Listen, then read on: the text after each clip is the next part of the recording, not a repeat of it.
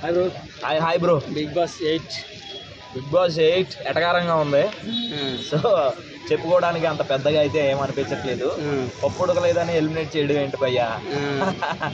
కానీ పప్పు ఉడకపోతే stomach pain వస్తుంది కదా. స్టమక్ పెయిన్ వస్తే నెక్స్ట్ డే బాగా గేమ్ ఆడలేరు కదా. సో పంపించేయడంలో తప్పులేదు.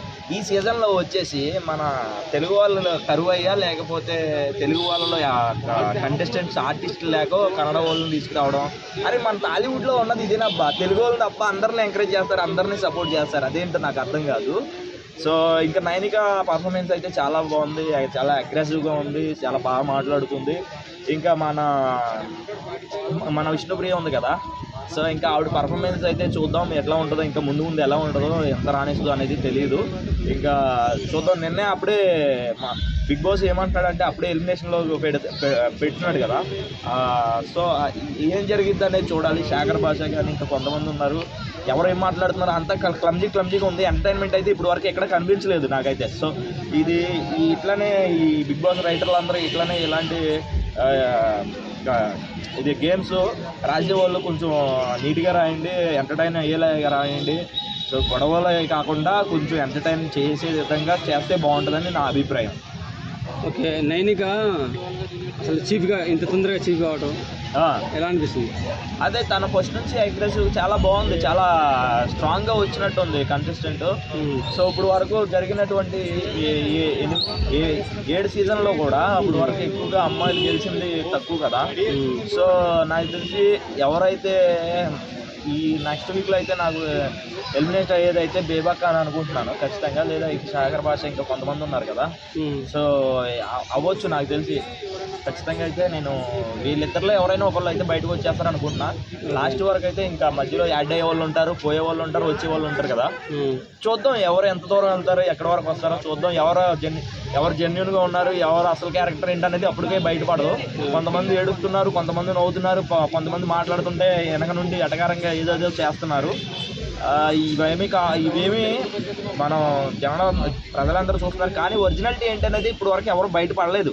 అక్కడ జరిగేదంతా నటనే. ప్రతి ఒక్కళ్ళు ఫుల్ కాన్ఫిడెంట్గా యాక్ట్ చేద్దాం నటించడానికి వచ్చినారు. కానీ ఈసారి ఎవరైతే అగ్రెసివ్గా ఎవడైతే ఏడుస్తాడో అన్ని బయటకు పంపించడానికి ఖచ్చితంగా అయితే మేము రెడీగా ఉన్నాం అనమాట. విష్ణుప్రియ సౌండ్ ఏమి రావట్లేదు, ఇంకా విష్ణుప్రియ సౌండ్ రావట్లేదు. ఇంకా అదే అంటున్నాను కదా. సో ఇంకా రావట్లేదు. అసలు సౌండ్ ఉంటే సౌండ్ వచ్చింది.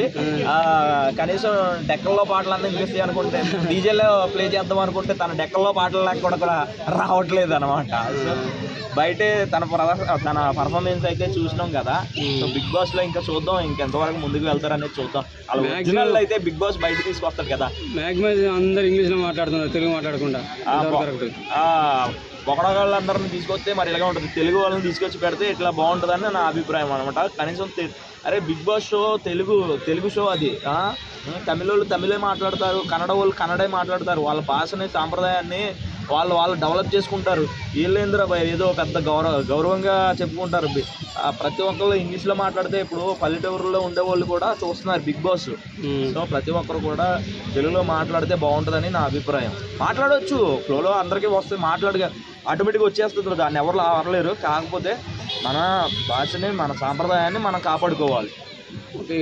ఓమాదిత్య ఉన్నాడు కదా, లాహిర్ హీరో. అవునవును, చాలా డల్గా ఉన్నాడు.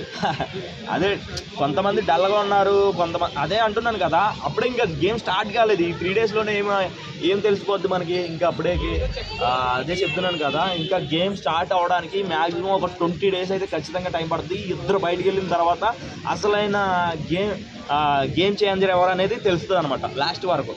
ఓకే, ఫైనల్గా ఉంటారని ఫైనల్ వరకు ఎవరు వెళ్ళే ఛాన్స్ ఒక్కళ్ళ పేరు? ఫైనల్ వరకు అయితే నాకు నైనిక వెళ్తుందేమో అన్న థాట్ ఉంది. ఇంకా వచ్చే వాళ్ళు ఉన్నారు కదా. దాన్ని బట్టి ఇప్పుడున్న అంత డమ్మీ క్యాండిడేట్లు అనిపిస్తుంది నాకైతే బిగ్ బాస్ లో. Right bro, thank you.